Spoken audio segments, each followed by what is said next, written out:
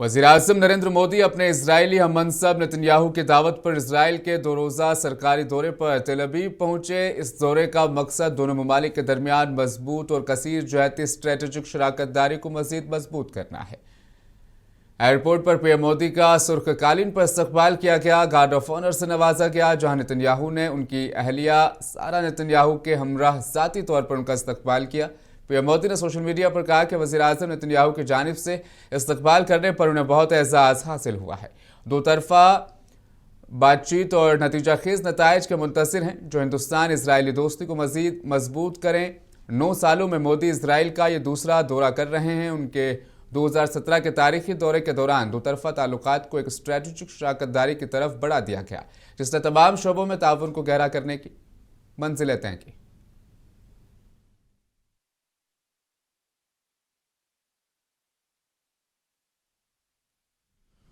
Congress party के तर्जुमान पवन खेड़ा ने कहा कि बैनुल-अक़वामी सतह पर बदनाम जमाना जेफरी एप्स्टीन से जुड़े मामलात ने आलमी सियासत में कई सवालात खड़े कर दिए। उनका कहना था कि अगर किसी भी सतह पर हिंदुस्तान के आला अहदेदारान का नाम इस तरह की फाइलों में आता है तो ये इंतहाई संगीन मामला है और इस पर फौरी वजाहत जरूरी है। पवन खेड़ा ने इस मामले की गैर जानिबदाराना जांच के लिए जुडिशल कमीशन कायम करने का मुतालबा किया।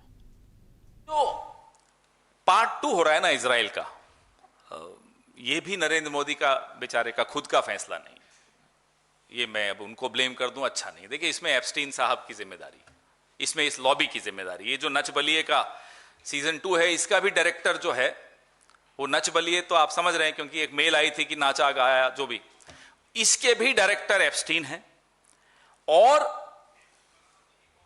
जो पिछले दिनों ट्रेड डील में हमने जल्दबाजी में सरेंडर किया, ये सब उसी कड़ी का हिस्सा है। मोदी जी जानते हैं कि एप्स्टीन की जो आंच है उन तक भी आ सकती है।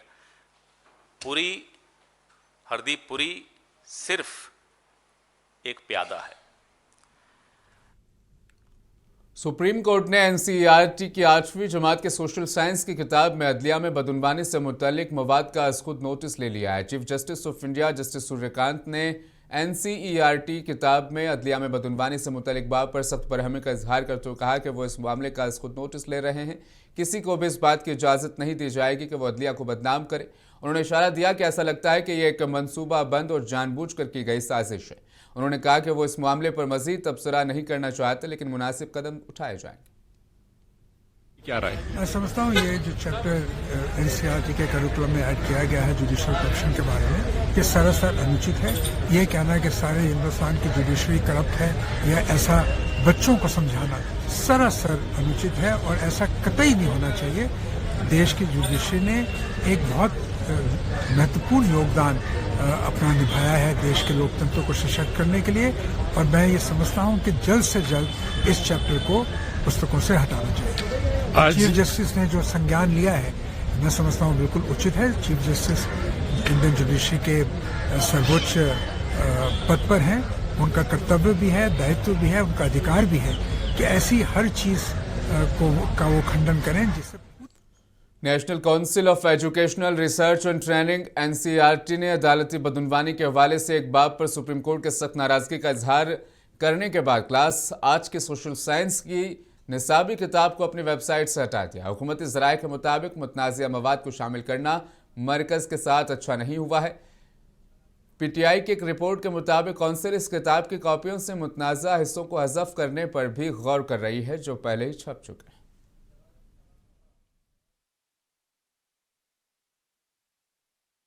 एनसीईआरटी के साबिक डायरेक्टर प्रोफेसर जयेश राजपूत ने अदलिया में बदउनवानी पर एनसीईआरटी के बाब की हिमायत की। उन्होंने कहा कि सब जानते हैं कि अदलिया में करप्शन है, तो लोगों को इस बात से वाकिफ कराना चाहिए कि वो किस तरह निज़ाम में इस्लाह कर सकते हैं। एनसीईआरटी 1961 के बाद से काम कर रही है और उसने अपने यहाँ ऐसी सिस्टम बना लिए हैं, ऐसी व्यवस्थाएं बनाई हैं कि वहाँ एक एक शब्द पर, एक एक वाक्य पर विद्वानों की बहुत राय ली जाती है। सामान्य लोग भी राय भेजते हैं, छोटे छोटे बच्चे भी चिट्ठियाँ लिखते हैं। मेरे पास बड़े प्रकरण है जब मैं डायरेक्टर था कि कक्षा 3 के बच्चे ने चिट्ठियाँ लिखी, कई लोग आती थी, उन सबको हम देखते थे। हर साल जब किताबें रिप्रिंट होती हैं तो उनमें हम संशोधन करते हैं। इसके अलावा जब हमारा करीब पाठ्यक्रम बदलता है, नीति बदलती है, तब नई किताबें लिखी जाती। वही प्रक्रिया इस समय चल रही है और उन्होंने लिखा हुआ। तो निश्चित रूप से उन्होंने जब जुडिशरी के करप्शन की बात की है तो उनके पास सुझाव आए होंगे। कई स्टेजेस पर विद्वान उस पर चर्चा करते हैं, विचार व्यक्त करते हैं और विभिन्न विचारों को मिलाकर एक चीज़ निकलती। इस समय सारे देश में जुडिशरी को लेकर के बहुत बातें होती हैं जो सकारात्मक नहीं हैं और जुडिशरी को भी इसे समझना चाहिए। न्याय मिलना सामान्य व्यक्ति के लिए लगभग असंभव है, लगभग असंभव है। मेरे जैसे लोग भी जब हमें आवश्यकता पड़ी तो व्यक्तिगत रूप से कोर्ट जाने की हिम्मत नहीं करते। एनसीईआरटी की निसाबी किताब में अदालती बदउनवानी के तस्करे के बारे में चीफ जस्टिस ऑफ इंडिया के तबसरे पर कांग्रेस के रुकने पार्लियामेंट तारिक अनवर ने कहा, चीफ जस्टिस ने बिल्कुल दुरुस्त कदम उठाया। उन्होंने कहा कि लगता है कि हुकूमत अपना रास्ता खो चुकी है। बिल्कुल सही कदम उठाया है चीफ जस्टिस साहब ने, और पता नहीं ये सरकार को क्या हो गया है। और जिस प्रकार से जो टेक्स्ट बुक के में इतिहास बदले जा रहे हैं, घटनाएं बदली जा रही हैं।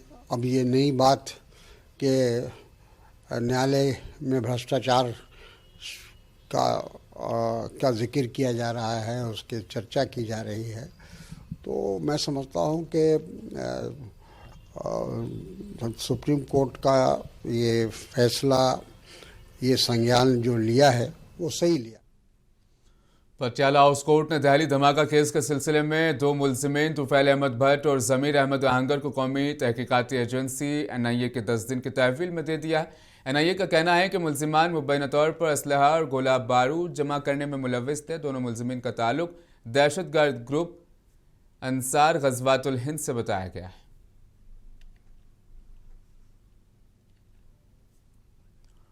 दिल्ली की एक अदालत ने यूथ कांग्रेस के 4 कारकुनान को इंडिया आई इम्पैक्ट समिट में एहतजाज करने के इल्जाम में गिरफ्तार करके 4 दिन की मजीद पुलिस तहवील में दे दिया है। Patiala house court judicial magistrate first class Ravi ने दिल्ली पुलिस की मजीद 5 दिन की तहवील तलब करने के बाद ये हुक्म दिया। पुलिस की हिरासत की मुद्दत खत्म होने पर मुलजिमीन को आज अदालत में पेश किया गया था।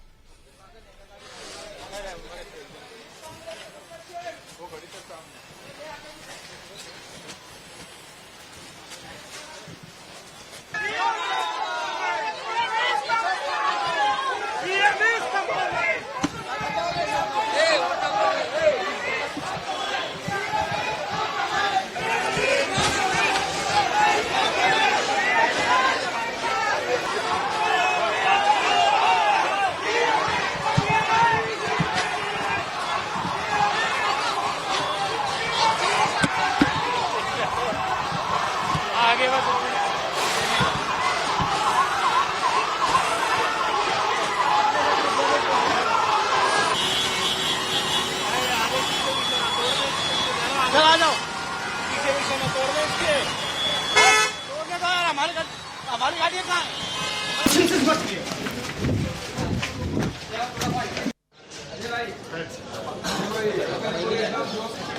लोकतंत्र की हत्या हो रही है। Of the prime minister is clear. आगे सामने सामने सामने सामने